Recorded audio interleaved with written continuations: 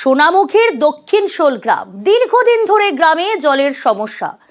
গত 12ই জানুয়ারি এই খবর আপনাদের সামনে আমরা তুলে ধরেছিলাম। 2022-এ গ্রামে জল সরবরাহ প্রকল্প পিএইচইর প্রকল্পে তৈরি জলের ট্যাঙ্ক।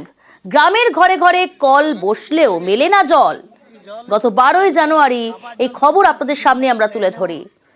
আর তারপরই নিউজ 18 বাংলার খবরের জের জল এলো সোনামুখীর দক্ষিণ শোল গ্রামে।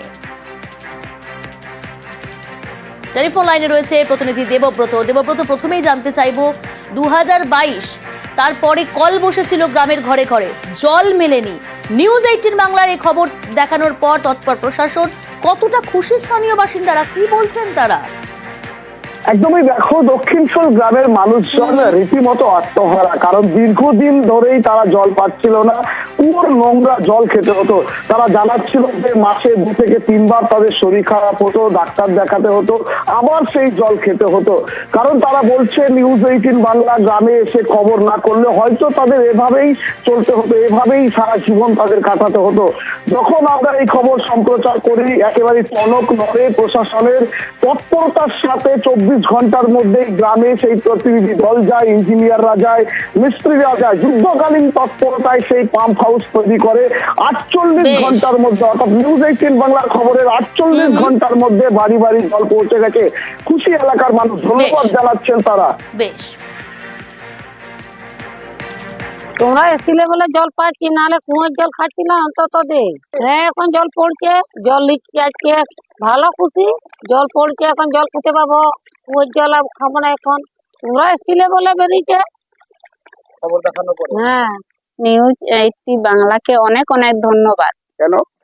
পানীয় জলের ব্যবস্থা হয়েছে। আচ্ছা, জল পাচ্ছেন এখন? হ্যাঁ, এখন জল পাচ্ছি।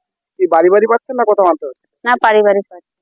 কারণ আগে কি সমস্যা ছিল আপনাদের? আগে কুয়ো থেকে জল আনতে হতো, নোংরা জল, এগুলো খাওয়া হতো, শরীর খারাপ হতো। এবার কি আর সমস্যা রইল আপনাদের? এখন আর কোনো সমস্যা নেই। খুশি আপনারা? হ্যাঁ, আমরা অনেক অনেক। এটা তৃণমূলের সরকার বলেই সম্ভব। যেটা আমরা খবরটা জানি না, আপনাদের মাধ্যমে জানার পরে সেটা তৎপরতার সঙ্গে কাজ আমরা বলেছিলাম যে শীঘ্রই কাজ সেরে দেব। শীঘ্রই মানুষের কাছে জল খুব তাড়াতাড়ি পৌঁছে গেছে।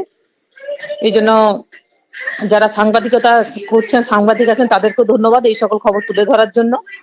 যেটা আমাদের নজরের বাইরে ছিল সেটা আমাদের নজরে আনার জন্য। আমরা প্রত্যেকটি মানুষকে, প্রত্যেকটি জনসাধারণকে আমরা পরিষেবা দেওয়ার জন্য আমরা প্রস্তুত।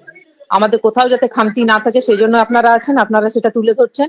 আর আমি আবার বারবার বলছি, ওই পঞ্চায়েত ব্যর্থতার সঙ্গে কাজ করছে, যে নিজের এলাকা নিজের মানুষকে পরিষেবা দিতে পারছে না।